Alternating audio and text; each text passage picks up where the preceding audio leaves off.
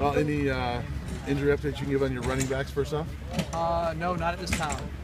So we'll find out later. We won't really know till Friday for sure. Okay. Philip Lindsay. Yes. He's a warrior. Yeah. Here's a kid who played a game or two with a blown out ACL when he was in high school and got his ribs racked up in his CSU game, plays the pain again.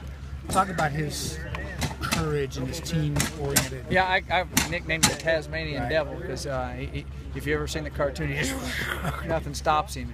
And he is a phenomenal young man. He has great parents, has, just a great family base, and he is football is extremely important to him. But being successful in everything is important to him. Mm-hmm. He does well in school. He does well off the field. He's a great leader. He's also a vocal leader, and he has that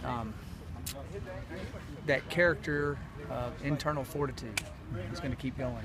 He'll be a success at whatever he does. And very team-oriented. Oh, extremely team-oriented. Mm-hmm. Whatever his role is, he'll do it with all he's got. And he's not going to complain if he's not getting the ball a bunch, or if he is, or whatever. He's just going to do whatever he can take to help the team win. And he's a pleasure to coach. Coach, with Leo Jackson, it was almost 2 years that he went without playing organized football. Were you surprised he didn't have more rust to work off when he got here?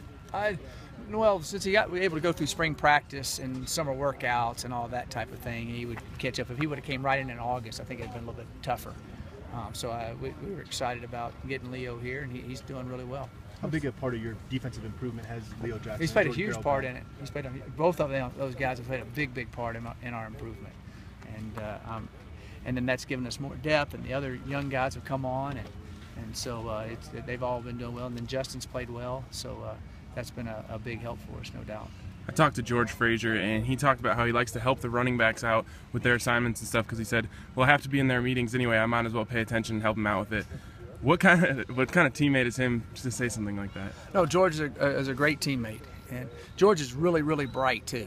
So he can handle a lot of different things. That's why you see him playing a lot of different positions. You look at all that he does for us, from the punt team to the field goal block team to field goal team to fullback, tight end, running back, short yards, whatever. He does it all. So he can handle all that, and he cares about his teammates, and he's able to decipher everything so he can help out a lot of people. Obviously, Oregon's a different type of offense, but the fact that your defense has had some success so far, does that help them mentally to be able to feel like they can compete? Well, yeah, it definitely does, because Oregon's going to have a big player too. They always do, so when you have that happen, you're not sitting over there going, God, okay, we'll just regroup and here we go again. So I think you have a confidence built up that helps you. How'd Cepho look good today? Yeah, he did fine today. He threw the ball better today than he did last Wednesday. We asked you a couple weeks ago if you sensed a little snap in their step going into the big rivalry game with CSU. Now you've got a conference game against a big opponent. Do you sense a little more excitement in Right. They came here to play in the Pac-12. Right.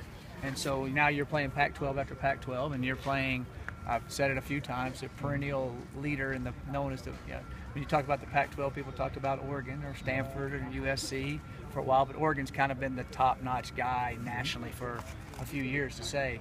So you're playing them this week, and I think that always adds a bit. But just playing in the Pac-12 is exciting.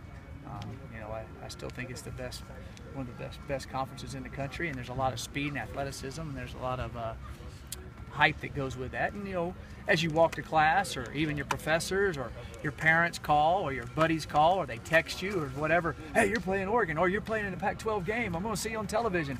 All of those little things add a little bit more energy to it, I think. Thank you, Coach. All right, thanks guys, appreciate it.